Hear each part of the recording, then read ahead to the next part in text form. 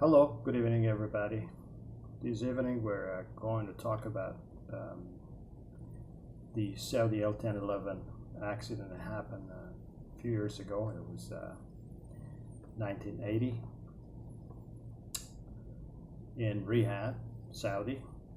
The L-1011, the aircraft that we are talking about, was due to fly from Karachi to Jeddah via Riyadh. So he landed in Riyadh successfully and then took off bound to Jeddah for the last portion of his trip. Well, after 7 minutes into the flight, experienced what it looked like a cargo fire, which wasn't really genuine cargo fire.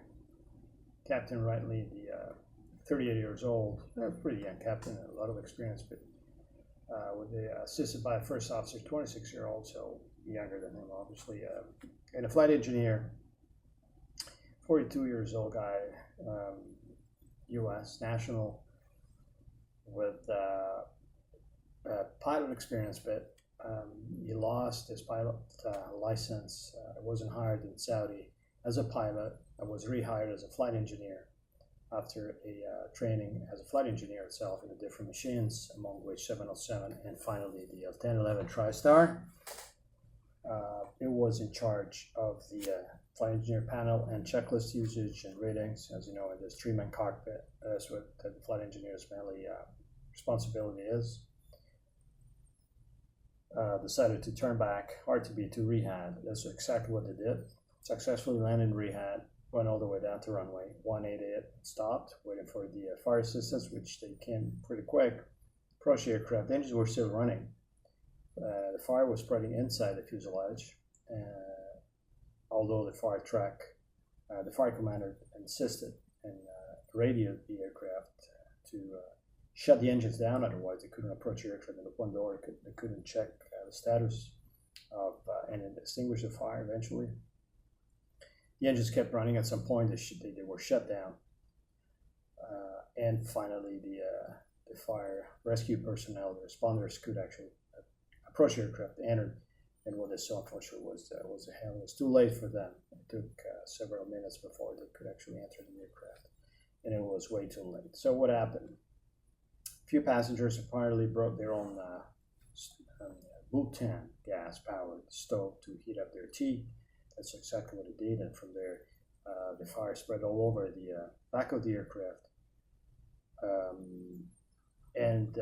As a result, the indication that the crew had in the flight deck was a cargo fire, which wasn't really originating from a cargo hold, but that's what they thought it was, and based on their indication, troubleshot a little bit, and then they returned to Riyadh. So that was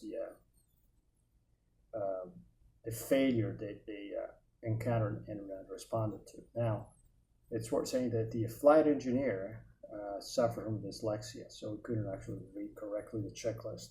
It's one of the main tasks that he has is exactly that. Read the checklist, make sure the pilots are doing what they're supposed to, and reconfirm. Together with obviously his own task on the flight engineer panel. He hesitated, apparently too long, so it was part of the reason why time on the ground was excessively long. On top of that, we have to, let's say, describe what at the time was lack of CRM, the crew resource management, the cockpit at the time resource management skills. It wasn't really a thing at the time. In Saudi, at least it wasn't. Why I'm saying that, I want to highlight the fact that the purser, so the cabin crew, the senior cabin crew member, trying to push the captain towards commanding an evacuation that would have saved everybody. And you might ask yourself, why didn't she just do it without asking the captain? Well, you can imagine 1980 in Saudi, probably most of the world's airline was like that. the evacuation command could only come from the flight deck, particularly the captain. Still today, that's what the captain would do if retains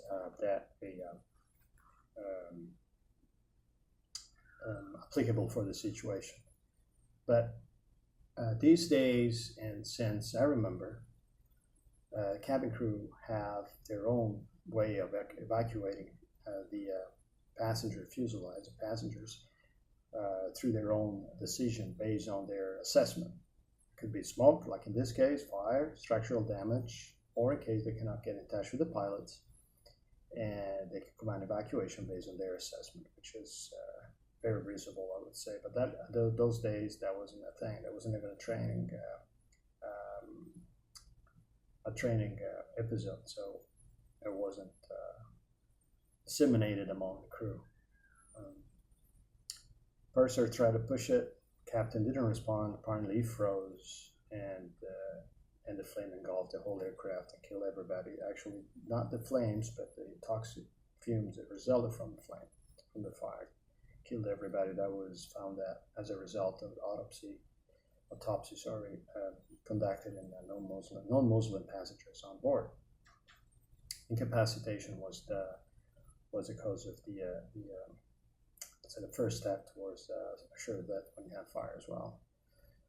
Anyway, so what can we learn at that accident? As always, we're looking at the lesson learned, not to blame anybody, not to blame unnecessarily people or system or anything like that.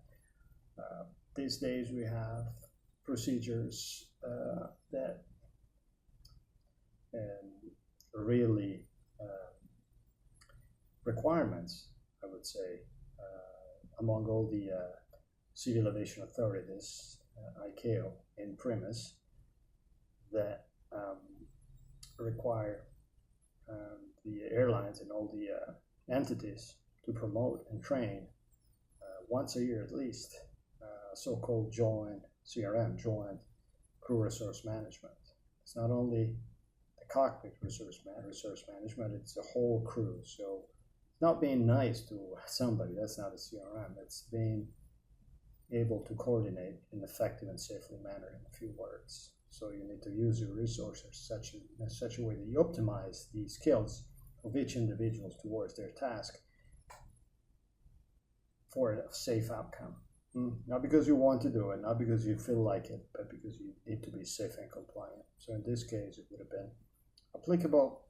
Captain, listen to the person actively, get the message from her, process it in the right manner. I'm not blaming the pilots. I'm saying at the time it wasn't a thing. Now it will be.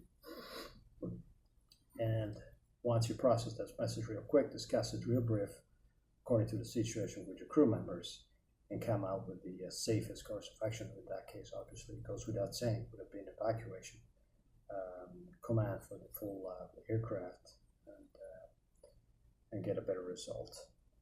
Okay, so that was my analysis of this accident. You can look up the internet. There's plenty of description, but I remember that. I remember that day. I remember that accident, and unfortunately, the sad outcome.